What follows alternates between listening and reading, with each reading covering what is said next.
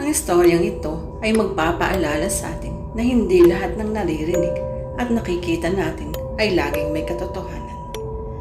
Bata pa lang kami noon at sadyang mahilig kami magtakutan nila mama at papa. Tanda ko pa noon na halos takutin nila kami ng sobra-sobra hanggang sa mapaihi kami at hindi na makatulog.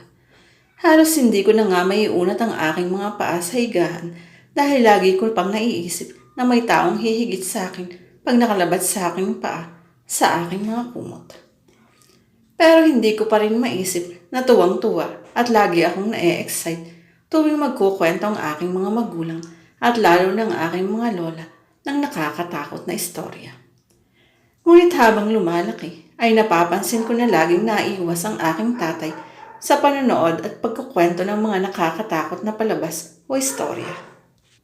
Dumating ang isang araw na pinilit namin siya ng todo-todo habang nag-uusap kami nila mama sa third floor ng aming bahay. Padali na, magkwento ka naman ng nakakatakot. Paulit-ulit kong pangulit sa aking tatay. Ano ba, tumahimik ka nga. Galit na sinabi ni Papa. Dad, dali na, sigaw ko. Sige, sabi mo yan ha. Sige, magkukwento ako, pero sa sopa ka matutulog ngayong gabi. Biro ni Papa. Noong mga 25 taong gulang pa ako, nagtatrabaho ako bilang security guard sa Nueva Ecija. Tanda ko pa noon na padilim na noong makauwi ako. Pero nakita ko yung mga tito ko. Agad nila akong inaya para makipag-inuman sa kanila sa bahay kubo. Nagtatawanan pa kami noon hanggang sa may marinig kaming parang huni ng uwak. Pero parang may kakaiba. Malakas ang tinig nito. Pero napansin ko na napatigil sa katatawang aking mga tito. Uy, yung kapitbahay natin, aalis na yata. Pabirong sinabi ng kanyang mga tito. Alam mo ba na yung kapitbahay natin na si Aling, si Ling, naglalaway kanina nung nakita niyang malaki ang tiyan ng Tia Sabel, sabi ni Tio Allen. Pansin ko nga, ayaw nung lumabas tuwing nakasikat ang araw. Sabi nila, aswang daw yun, pabirong sinabi ni Papa. Makalipas ang ilang minuto, narinig muli nila ang huni na para bang galing sa kakaibang ibon o hayop, ngunit mahina na ito at hindi na malakas. Tumahimik sila Papa at agad nilabas ng kanyang tiyo ang malaki nitong itak at agad silang nagtakbuhan pa uwi. Biglang sumigaw si Papa at agad kaming naghiyawan ni Mama. Pa naman sigaw namin ni Mama. Pero bakit naman kayong tumakbo akala ko ba mahina na yung tinig ng aswang? Aking tanong kay Papa. Alam niyo ba na ang aswang daw ay malakas ang huni tuwing malayo ito, pero mahina naman ang kanilang huni pag malapit sila sa iyo. Panakot ni Papa sa amin habang nakangiti siya. Agad na kaming nagsibabaan at natulog na agad. Tanda ko pa noon na hirap talaga akong matulog dahil sa mga bangungot na inabot ko. Makalipas ang ilang taon, nalimutan ko din ang kanyang istorya.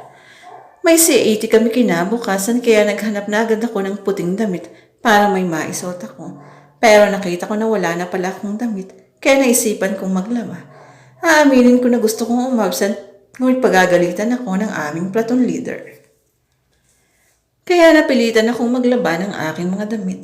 Matapos ang ilang oras na paghihintay, agad na tumigil ang washing machine at agad akong umakyat sa aming third floor para magsampay. Pero parang may nararamdaman akong kakaiba kaya nagdadalawang isip ako kung tutuloy ba ako o hindi na. Kaso wala akong choice. Umakyat ako sa taas habang pumapadyak para mawala ang aking kaba. Nilapag ko yung basket sa sahig at ingat ko ang bubong pang para iipit ang phone ko para may flashlight ako kasi hindi masyadong malinaw ang ilaw namin sa third floor.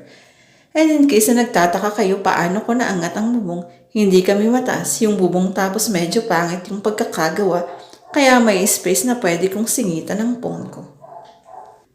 I opened my phone para makinig ng songs pero bago ako makapagsimula ay napansin ako sa bubong ng aming kapitbahay. Parang may taong nakayuko at nagtatago sa likod ng bubong. Naglakad ako papalapit at sinubukan ko itong tanglanawan ng ilaw pero hindi umabot ang ilaw dito. Ang tanging napansin ko lang ay para bang naiiba ang posisyon nito.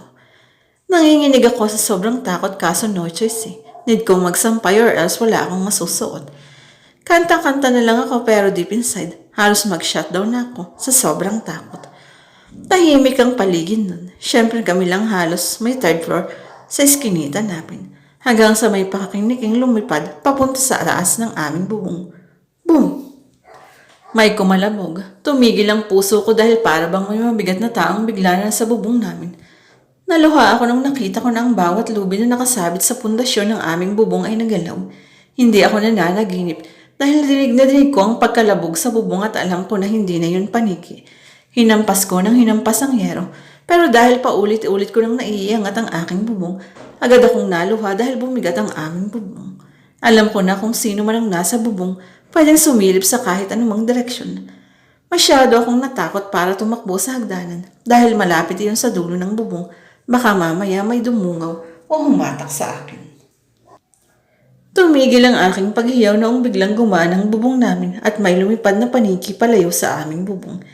Binlasan ko ang aking pagsasampay at agad akong bumaba. Binuksan ko ang aking cellphone at nag-video call sa aking mga klase. Habang nanginginig ako sa sobrang takot, kinuwento ko ang aking dalawang kaibigan ang nangyari. Pero agad akong napahinto nung narinig ko na may biglang bumababa sa